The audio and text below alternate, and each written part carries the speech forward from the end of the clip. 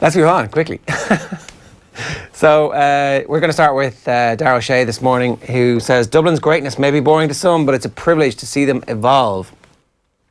I would say Jim Gavin hasn't said 5 sentences to James McCarthy this year. He knows what has to be done and he does it. They play these games on autopilot now. They stick to the script and grind the other teams into the ground. I don't know if that's true. I would say there is fairly intense levels of coaching and analysis going on. Maybe not Jim Gavin, but certainly the coaches are like... So I would say Jason Sherlock is constantly talking, and other people in that backroom team are constantly talking to players saying the challenge that we see in this game is that they set up this way and there's a kink in this defensive system.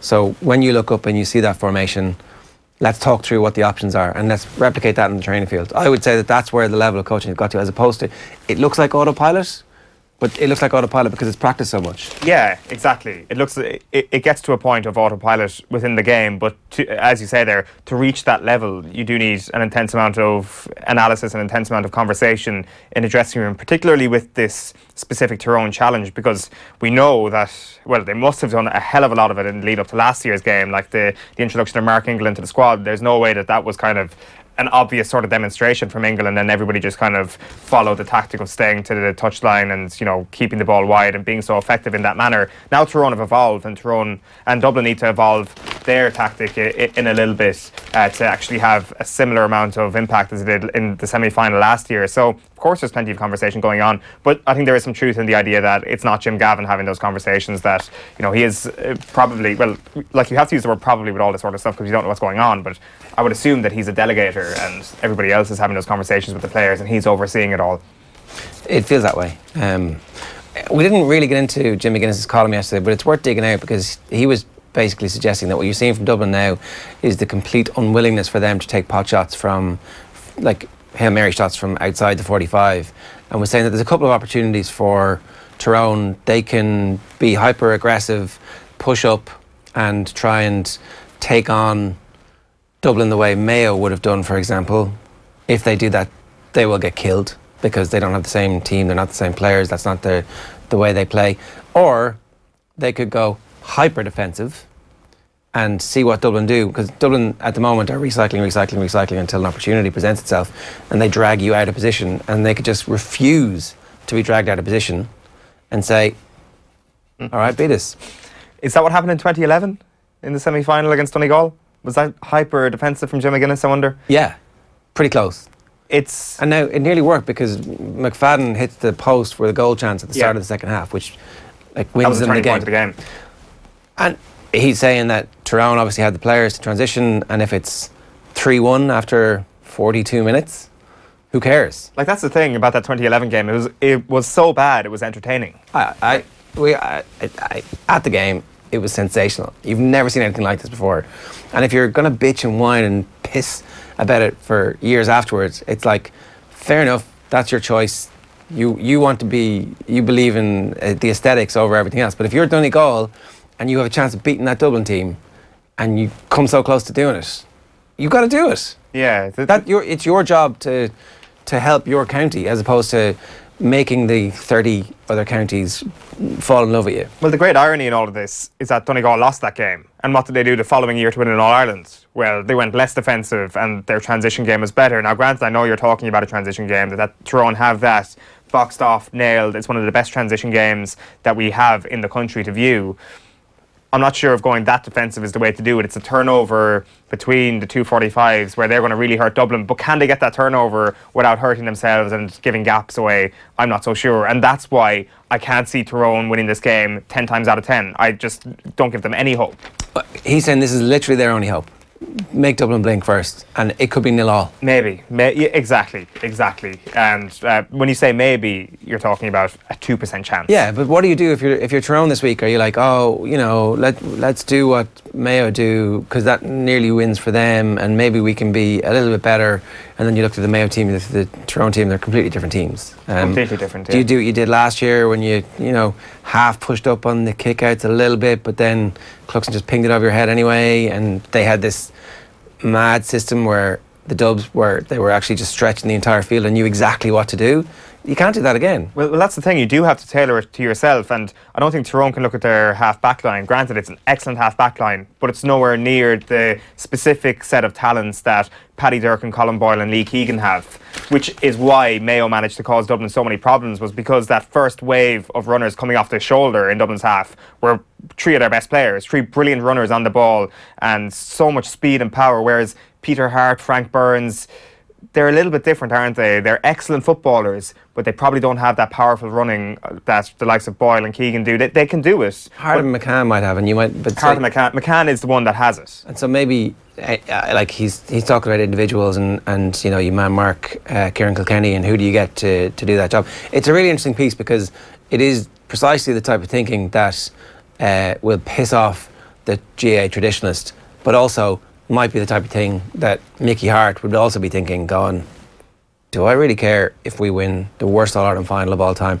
If it's 3-2 to us... Well, if it's the worst All-Ireland of all time, we'll always remember it. It will be incredible. If they win 3-2... And there's a massive brawl, and 5 players get sent off. We'll be sitting here on Monday morning saying it was amazing.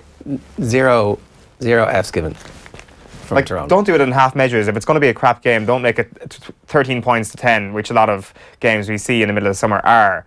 3 points to 2 would be class. We would certainly remember it. Do you go with it and compete, or do you not? Liam Cahill warns the demands on players are becoming unsustainable. This is ahead of the Under-21 All-Ireland hurling final, where Cork are massive favourites against Tipperary in the Gaelic grounds on Sunday at 5:30. And so the press day obviously has taken place. And Liam Cahill, who's clearly a candidate at this stage for the Tipperary senior job, is saying that, you know, the difficulty that players have at the moment and the counties have is the ante gets upped every year by a team who are trying to make the breakthrough. And what do? Do you try and find your own way, which allows your players certain freedom, or do you just double down and go with it? Now, it's been mad listening to the Limerick players talk about how much crack they had this year. Another point Shane Dowling made is that they lost one game all year, so the dressing room after every match was sensational because they were winning, and they had a speaker in there playing music. And so it's like a party after every game. I wonder if you were in another dressing room, also in Division 1B, and didn't get out of it, like, are you having as much crack? Is it as easy to come to training? Yeah, I do wonder. Like, maybe that sort of, I guess, that format of enjoying yourselves and not having a drink ban was just instigated at the perfect time, given the new structure of the championship, because, like, you think that the jubilant scenes in a dressing room comes after a pretty significant win, which logic dictates might have gone along with the classic championship format, where you've won your one game in its 2-month spell. Yeah. But if you look at other sports, like look at an NFL locker room after one game in 17, 18 potentially games in a season, and it's always very, very intense after a win. It's always like they've just won a big championship game in Thurles or whatever it may be. So just because there's more volume of games doesn't make each individual game less special. In fact, it seems that Limerick have put an added emphasis on each individual game, that it was a process. It was kind of a journey that they were going on. And I guess, like, the way everything had gone over the past couple of years, if you wanted to be a little bit different, well, then you tone down the levels of drink bans, you tone down the levels of seriousness that may exist in an inter-county setup, while at the same time bringing the sports science and all the rest of it. So Ty Byrne is in all the papers today because obviously he was over in Glasgow at the Pro 14 Awards, and he's talking about how his game might have to change a little bit from being at Scarlets, but also how he's going to be a better player. And you start to think about the rugby season is kind of beginning to come back into focus. I think Wednesday Night Rugby is back tonight on the evening show, and you get the sense that Munster really have something pretty special on at the moment. So a lot of their injury issues are clearing up. The fact they've had so many injury issues in recent seasons means that there's depth there which they wouldn't have had if you just had your players fit all the time. They've added really well. They have continuity. They have a coach who's there for at least the interim long term, as opposed to the medium long term rather than the interim. And I don't know, I think that they're probably going to win the league this year. Do you think so? Yeah. Leinster is still the strongest team in the league, I think. They'll have 20 players away with Ireland camp the whole time. Well, that's true as well. But ultimately, they'll have all their players available come the business end. I think if Leinster are going to suffer, it's going to be those periods that don't matter at all during the regular season. Like, it's going to be very interesting, actually, to talk to Tadhg Beirne maybe in a few months' time and compare Wayne Pivac to Johan van Graan and seeing how those two coaching setups altercate with one another. Because for him, he clearly thrived in that environment last year, this freedom, and maybe, well, not maybe, definitely, he would be more suited to going straight in with Leinster and hitting the ground running. He's probably had to alter his game a lot more to actually fit in with the Johan van Graan setup. But the fact of the matter is, he's an unbelievably talented player and he should adapt pretty freely and he should fit in nicely. But I can imagine that we'll see quite a different Tadhg Beirne to the one we saw in a scarlet shirt. Yeah, so best fears for starting spot at World Cup. Rory Best also doing media, and he's saying that his hamstring injury has been a long-term injury, so they need to mind it properly. He is a little bit concerned. Obviously, he wasn't part of the Southern Hemisphere tour to Australia. There were a couple of decent performances from that. Sean Cronin didn't quite get the opportunity that maybe the whole world expected he was going to get, but that did mean that there was depth created there as well. I think it's pretty clear that Joe Schmidt loves Rory Best and will try and get him in the team if Best is performing. But it's also pretty clear Joe Schmidt is ruthless, and this is his one chance at winning the World Cup. So if you're not ready to go, you're not ready to go, and you're not coming. Yeah, like I think a lot of people place a lot of importance on Sean Cronin's form with Leinster over the past few years, and certainly the season gone by he was brilliant. But it's also worth remembering that Rory Best was excellent at times for Ulster in the past season. We just didn't see it as much because it didn't make the knockout stages of the Champions Cup. But wasn't it that last game of the pool stage in the Champions Cup, was it against La Rochelle, where Rory Best was just sensational? They put in a brilliant performance. They ended up getting knocked out, but it was, without saying the word moral victory, it kind of was, because Best and co were so good. Dan McFarlane showed up for work on the first day, and there's Joe Schmidt. How are you, Dan? Just to make sure that, you know, you're the boss here, but actually I'm the boss, really. It's like, you're very welcome. This is how you're going to be playing. It's like, Pogba's agent slams Scholes in new twist United turmoil. We brought you this breaking news yesterday of the Twitter spat between Mino Raiola and the rest of the world, the rest of the Manchester United supporting world. So there's some good stuff actually in the papers today. In the Telegraph, there's a pretty interesting piece about why José Mourinho's picked the wrong fight this time. Ed Woodward was the mastermind of the Glazers' attempted takeover in 2006, and he was also the guy who designed the financial instruments. According to this story anyway, it's possible that the Glazers were capable of doing this all on their own and Woodward was just the executioner. He was the one who came up with how to leverage the club against the purchase of the shares, and has also been paying out the dividends. So the Glazers are looking at this thing which they put 176 million of their own money into, and now have an asset worth 3 billion. And so they're looking at him going, you made 176 into 3 billion and we've got all our money back that we put in the first place. And this guy over here is a soccer manager who is giving us a bit of grief. What do you want us to do with this little guy over here? That's how that conversation works. Well, the thing is, what does Ed Woodward want to do with José Mourinho if he's getting so much love from the Glazers then? He wants to keep José Mourinho, doesn't he? Like, of course, it was a desperate performance at the weekend, and I did say that it suggests that Manchester United may have a big battle in their hands to keep themselves in the Champions League. And I know you said that the Champions League doesn't wield as much financial power as before, but just in terms of recruitment, in terms of profile, they need to be in the Champions League, no question. And there is only to suggest just yet that panic stations are there that Manchester United might finish 5th or 6th. So the way Ed Woodward looks at it, he's like, okay, I'm getting a bit of bad press. I don't care. My bosses love me. I'm getting paid a lot of money to do my job. José Mourinho is delivering the only thing that matters to me, which is a top 4 place in the Premier League. Eventually that will come to a head.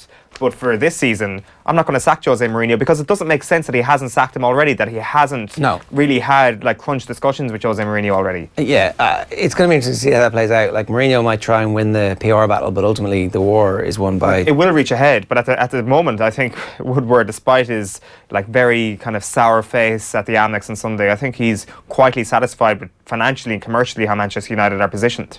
So more about Dan McFarlane, Rory O'Connor's story in the back of the Irish Independent today. O'Driscoll's basket case jibe stung, says Best. So Rory Best was saying it didn't drive us as a group. It hurts obviously when players you played with say things like that. He'll probably admit to it that he didn't mean to go as far as basket case, it sort of came out. But it does hurt when players that you played with and you feel you've been competitive with in terms of Ulster and Leinster games, it sort of does make you think, what are we doing that this is the perception of us? Which is like a thoughtful enough response, as opposed to, oh, he shouldn't have said that. He's not slamming Brian O'Driscoll. He's like, why is somebody we respect saying that? Like, what have we done? There's a bit of introspection about it. Yeah. Just if you didn't see the comments, they were right here in this studio. Have a look. Like Geordie Murphy, I have to say, he it can't be easy playing some of the best rugby of his life, both from a Leinster perspective, but also from Geordie's perspective, where things are clearly not going right in Ulster. They don't have a coach. A little bit of a basket case at the moment, and he's going up there to try and play his rugby from next year on. Where they don't know, not knowing what's going to happen up in Ulster, who's going to come in, am I going to improve as a player, whatever, about playing more often, what skills, what am I being taught on a week-to-week basis. So yeah, I wouldn't be in a rush at the moment. Certainly that wouldn't be my first port of call. Yeah, so I mean, like, it was pretty thoughtful too from Brian O'Driscoll in that instance, as opposed to slamming Ulster as a basket case. And when stuff gets written down, it's very different from actually you hear in the conversation. They're a bit of a basket case. They were a bit of a basket case. Yeah.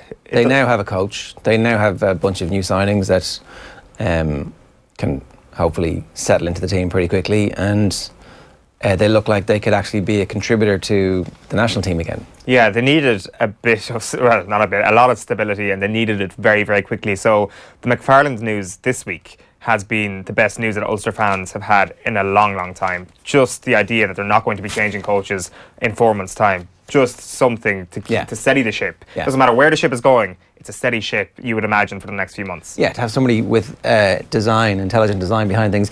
Busy bees can draw the sting out of villains. This is Aston Villa against Brentford tonight, so clearly not the busiest day of sport when the back page of the Racing Post is previewing Brentford against Villa. And Licence to Thrill for York eyes only. Poet's Word, the King George Master, Saxon Warrior, the 2000 Guineas Ace, Roaring Lion, the Eclipse Hero. It's going to be good. Back page of the Herald this morning is Red Hand bite back. Tyrone need to attack Dublin with more venom, says Pascal McConnell. Now, he's talking about Tyrone and the fact that they're still hurting from that result against Dublin last year, which is no question, and thinks that they will learn from it. Like, I do wonder if Dublin could go from startled earwigs to All-Ireland champions in 2 years and beat the team that made them startled earwigs 2 years previously. Granted, this is only a 1 year turnaround. Like, what is to suggest that Tyrone can't make a similar leap? Granted, the Dublin beast is far different to the beast that the startled earwigs came up against. But there is scope, there is historic evidence here in recent history that would suggest that you can make a dramatic turnaround, particularly confidence-wise. I think it wouldn't be unparalleled in world sport to see a team go from playing really badly in a game, getting their game plan completely wrong, being shocked and choking effectively the way Tyrone did, to not choking, learning from that, having a game plan, getting better as a unit, having more players, a deeper squad, a better bench. Like, that was a young team. This is no longer a young team. Yeah. That was a team who were kind of on the way up. This is a team who have found themselves in a situation where, like, so remember last year, that was a team coming in with a lot of confidence because they kind of waltzed their way through and they were hammering teams. It's been a much more difficult seasoning of the group this year. Losing the game in Omagh the way they did was actually quite beneficial to them, because you can make the case, right? And that's what we're doing here. We're making this pretend case that Tyrone can actually win this match. What happened in Omagh was they got absolutely annihilated and should have been miles behind, but weren't. And then threw off the shackles and started to attack and got back into the game. Granted, Dublin were playing within themselves. Yeah. I don't think they picked their full first team, but that has to give them some sense of, actually, we can attack. They are just humans. Their defence is good, but not like absolute sensational, every single one a Hall of Famer. Yeah, it's a restructuring of the confidence that seems to have been rebuilt to some extent. Like, we just don't, like, you can actually make a case for this swinging 20 points to Dublin or 4 points to Dublin. Either way, it's very, very hard to make a case that it swings the other way entirely. Back page of the Mirror is laughing stock Paul Ince doing the rounds in a lot of the tabloids this morning. United are a shambles, and unless they sort out problems, cannot compete with City or Liverpool. So Paul Ince laying into José Mourinho and co.